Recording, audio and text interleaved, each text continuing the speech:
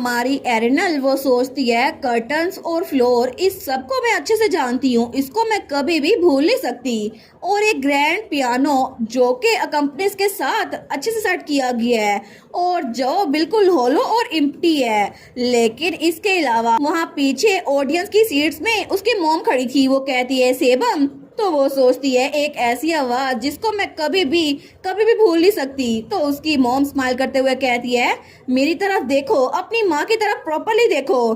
तो जैसे ही हमारी एरिनल वो पीछे मुड़कर देखती है तो उसकी माँ वो कहती है भूलना मत, सिर्फ तुम मेरी इकलौती रोशनी की किरण हो। और तब उसकी मॉम पीछे खड़ी थी। वो सोचती है मेरा नाइटमेयर जो कि कभी भी खत्म नहीं हो सकता। और तब वो हमें बताती है कुछ टाइम पहले जब मैंने अपनी परफॉर्मेंस खत्म की थी ना, तो मेरे मेंटर ने मुझसे एक बात कही थी। उन्होंने कहा था सेबम, क्या तुम सच में खुद से अपने आप ये वायलिन प्ले करती हो? तो मैंने कहा था एक्सक्यूज मी, मुझे समझ नहीं आ रही आप क्या कह रहे हैं।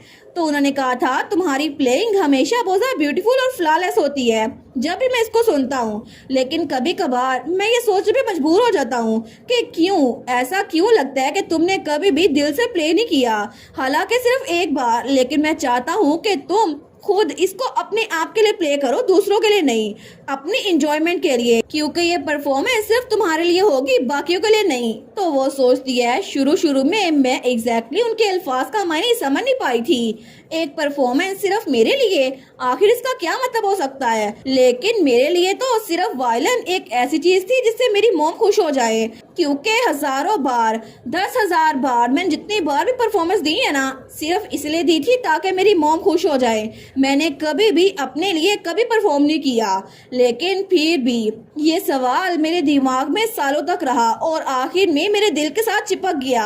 और जब मैं इंटरनेशनल परफॉर्मेंस देने के लिए गई थी ना, तो वो फाइनल कंपटीशन था और तब वो सारे अल्फाज वो मेरे लिए एक जंजीर बन गए जो मुझे जकड़े हुए थे।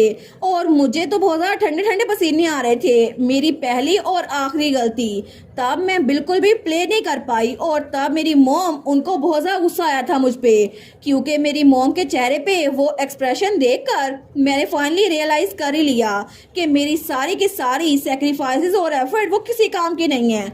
अगर एक बार मैं इसको करने में कामयाब ना हुई तो मेरी मॉम वो मुझे छोड़ देंगी। और वो सोचती है इस सारे वक्त में आखिर मैं किसके लिए प्ले कर रही थी, क्योंकि इस सब का मुझे अपने आप के लिए कोई फायदा होता नजर नहीं आ रहा। लेकिन उस दिन के बाद मैं दोबारा कभी भी वायलिन प्ले नहीं कर पाई। मैंने अपनी माँ का दिल जीतने के लिए बहुत बार अपने आप को परफॉर्मेंस के लिए तैयार किया। मैंने स्ट्रिंग्स को अपने खून के साथ और अपने जख्मों के साथ बार बार सेंचा, लेकिन फिर भी उस दिन का वो हॉरर वो मेरे साथ चिपका रहा और वो शैकल्स मुझे जाने नहीं देते थे। लेकिन तब प्रेजेंट में एरिनल अपनी उसी हालत को देख रही थी और उसको याद करके उसको पसीना आ रहा था। वो सोचती है मुझे लगा था मैं फाइनली स्माइल कर पाऊंगी। वो सारी की सारी मेमोरीज जो मुझे हॉन्ट किया करती थी अब वो मेरा पीछा छोड़ देंगी। लेकिन इस वक्त मेरी उन्हीं मेमोरीज में मैं रो रही हूँ। और तब वो सोचती है मेरी आखिरी बार मुझे बस यही याद है कि जब मैं अपने उस कमरे में थी ना, तो मुझे लगा था अगर मैं इस कमरे से बाहर निकली, इस दरवाजे से बाहर निकली, तो क्या मेरी मॉम वो खुश हो जाएंगी। या फिर जब मैंने ये न्यूज़ सुनी थी कि मेरी मॉम की दूसरी स्टूडेंट उन्होंने कंपटीशन जीत लिया है, उस रात मैं अपनी मॉम को देखने के लिए भागी थी। मैं अंधाधुंध भागती जा रही थी, लेकिन मुझे इस तरह स्ट्रीट्स पे भागना नहीं चाहिए था, क्योंकि ये वही मौका था जब वो कार मेरे सामने आई और मैं वहां से रिइनकार्नेट होकर यहाँ पर आ गई। लेकिन उस वक्त एरिनल को बहुत ज्यादा डर लग रहा था। तो वो सोचती है मुझे अभी कुछ समझ नहीं आ रहा। लेकिन तभी वहां पर उसकी शैडो थी जो उसको बुला के कहती है एरिनल, क्या तुम्हें ये सब कुछ देखकर मजा आया? तुम्हें क्या लगता है कि तुम्हारे पास कोई चॉइस थी? वेल, अभी तुम्हारे पास चॉइस है, तुम पहले ही सबसे गुजर चुकी हो, है ना? तो क्या तुम चाहती नहीं हो कि तुम इस सब को खत्म कर दो, क्योंकि आखिर में कोई भी तुमसे प्यार नहीं करता। बस इमेजिन करो कि वो इंसान जिसे तुम समझती हो वो तुमसे प्यार करता है, आखिर में वो तुम्हें छोड़ के चला जाएगा। तुम्हें कैसा लगता है कि आखिर में वो कैसा फील होगा? मेहन और पैसियन वो दोनों भी इस वक्त वो तुम्हें चेरिश करते हैं जैसे तुम दुनिया में सबसे ज्यादा इम्पोर्टेंट हो, लेकिन अगर तुम्हारी जगह किसी और ने ले ली ना तो वो भी तुम्हें भूल जाएंगे। तुम्हें सच में लगता है कि तुम इसको हैंडल कर पाओगी? तुम वैसे भी ज्यादा देर तक जी नहीं सकती, और वैसे भी अगर तुम अभी जाग भी गई तो क्या फायदा होगा? ये पेन और मिजरी हमेशा तुम्हारा इंतजार करेगी, लेकिन अगर तुम सो गई तो तुम हमेशा खुश रह सकती हो। इसी वजह से तुम्हें अपने आप को बस डिसअपेयर करना है। और तभी वो रिफ्ट वहां पर बहुत ज्यादा फैल रही थी, और तब एरिनल की तरफ बहुत सारे हाथ बढ़ते हैं जो उसको काबू कर लेते हैं।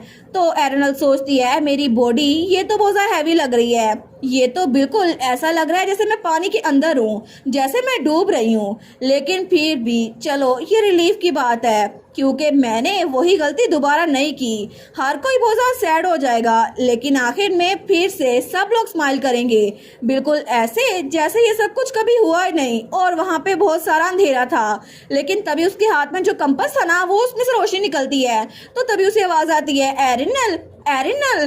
तो तब वहाँ पे कोई इसकी तरफ हाथ बढ़ाता है, उसका हाथ पकड़ लेता है। वो कहता है नहीं एरिनल, और वो था हमारा क्राउन प्रिंस पैसियन जिसने उसका हाथ पकड़ा हुआ था। तो पैसियन कहता है एरिनल अपने आप को संभालो, लेकिन एरिनल वो अपनी आंखें बार बार बंद करके खोल रही थी। वो सोचती है कितनी जरा रोशनी है, क्या ये सच में कोई इल्यूजन है? लेकिन मैं तो इसको आखिरी बार देखना चाहती थी, क्योंकि ये तो बहुत ज्यादा ब्राइट और स्पार्कलिंग है, बिल्कुल पैसियन की तरह। तो पैसियन कहता है एरिनल क्या तुम ठीक हो? सबसे पहले हमें इस डेंजर जगह से बाहर निकलना होगा, जल्दी से मेरे साथ चलो। लेकिन तब उसने एरिनल का हाथ जोर से पकड़ा हुआ था, लेकिन एरिनल वो उसकी तरफ नहीं बढ़ती। तो पैसियन उसकी तरफ मुड़कर देखता है। वो कहता है एरिनल क्या तुम मेरे साथ नहीं चलोगी? आखिर हुआ क्या है, मुझे बताओ। मैंने कहा मेरे साथ चलो। लेकिन तब एरिनल कहती है बस चले जाओ यहाँ से। वो कहता है क्या?